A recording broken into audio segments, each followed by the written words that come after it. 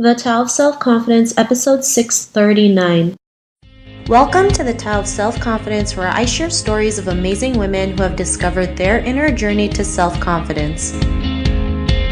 Visit our website at thetaoofselfconfidence.com. Your inner journey to self-confidence awaits. Well, hello friend. Welcome to the Tao of Self-Confidence, where I share stories of amazing women who have discovered their inner journey to self-confidence. I'm your host today, Sheena Yap Chan, and today I have a phenomenal lady on the show today. She is a business and career coach, and I'm really excited to have her on and share her story with us today on self-confidence. So without further ado, I'm going to introduce you to Elaine Cartas. Elaine, how are you today? Maybe you can fill in a little bit more about yourself to the listeners.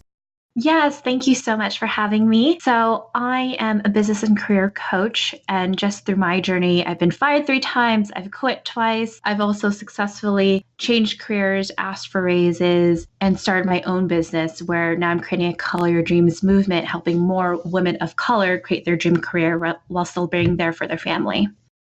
Awesome. Well, thanks for sharing that. And Elaine, what's your cultural background? Filipino American. Thanks for sharing that. And what'd be your favorite self-confidence quote? My favorite self-confidence quote, it's more of just believing in yourself above everything else, above anyone else. Thanks for sharing that great quote. And in your own words, how do you define self-confidence? It's being sure you believe in yourself, like I said in the quote before, above anyone else, because it's not about seeking validation. So believing in yourself regardless of the mistakes and the failures that you're going to make along the way, and learning as well. Thanks for sharing that great quote. And I also believe that, believing in yourself is huge, right? If you don't start with that, you're not going to go out there and take the action. And, we go through so many up and downs. We have to keep pushing through no matter what happens. So thanks for sharing that great definition. And Elaine, what was your life like before your discovery of self-confidence? So as a first generation immigrant, I was born into a family of immigrants. So my grandparents, my parents, my uncle, and his aunt. So that's 6 adults. And I just felt the pressure, like I know a lot of your listeners, doing what I was told because they didn't grow up with the same resources and opportunities. So what happened was I was seeking their external validation, right? Coming home with the straight A's, being valedictorian, going for grad school. And it hit me. I'm like, wait, as much as I love them and they've been so supportive, I realized the self-confidence needs to come from within, that it needs to be me that was brave enough to ask for a raise, me that was brave enough to leave a job I no longer loved to a job I did love, because I did get backlash from my own family. Like, why are you leaving this government fundraising job? You have pension. I'm like, because it's not what I love doing. So it was going within for self-confidence rather than going to other people for the validation.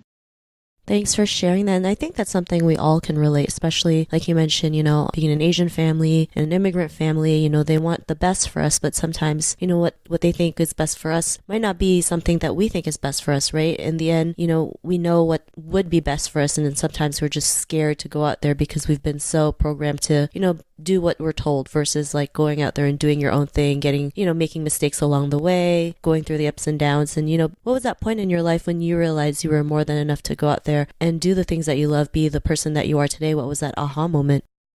The aha moment was, by the way, before I started my business, I had my dream job and a boss and mentor who I adored. So I went to grad school because of her advice, and I'm not blaming her. Like, I'm really grateful. The aha moment was when I graduated grad school. Graduated straight A's, top of my class. Once again, like my whole life, I'm like, hold on. I am doing what everyone else is telling me to do, and I'm not listening to what I want to do. And for the longest time, I wanted to start my own business. So like what's the worst that could happen? In reality. So I just decided, I'm going to start my own business career coaching business. And what's interesting, it was a lot of my friends who ended up becoming my first paying clients because they saw me successfully ask for raises and change careers. And I want to share this quote with your listeners because I know a lot of them are first gen or immigrants, but our grandparents, it was a quote that I heard before, but our grandparents survived so that our parents could provide, and our parents provide so that we can thrive. So each generation has their own goal, and it's all unique and different.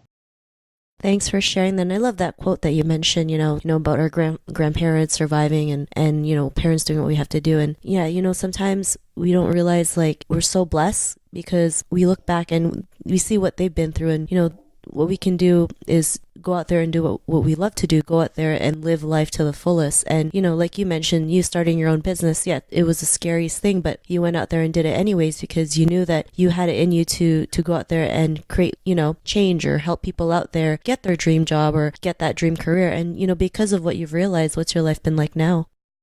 I'm just so much happier and fulfilled. I know that a lot of your listeners could relate to this story too, but when I first started, my mom and dad thought I was crazy. They're like, why are you leaving your amazing job? Because I'm not happy. And I know the American dream that you wanted was for your kids and your future generations to have a choice, right? That is the American dream, is for us to have a choice of what we want to do, regardless if we love cooking burgers to having your own business. It doesn't matter. And I remember I was in Philippines. My mom took me aside and she said to me, I didn't know how to start and create my dreams, but you are finishing it for me. And that meant the world to me, because I realized that there's other people, even though they may not understand, they're still there to be supportive. And for those who want to start their business or change careers, just know it's because your parents and your family want to protect you, and has nothing to do with them not believing in you.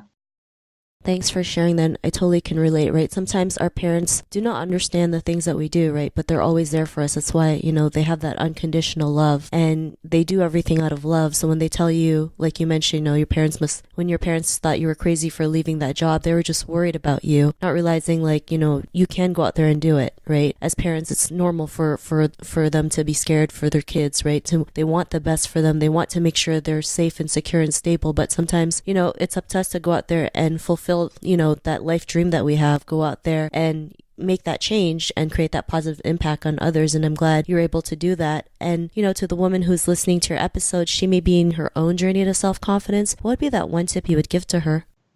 You already know the answer. This is not about seeking validation. It's about being courageous enough and realizing that you need to create that change.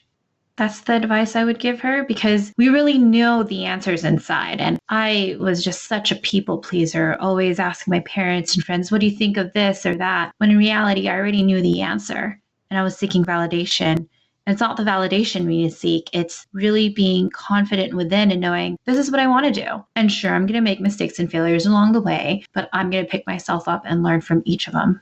Thanks for sharing that great tip. And if our listeners wanted to get to know a little bit more about you and what you do, is there any links or social media profiles we can connect with?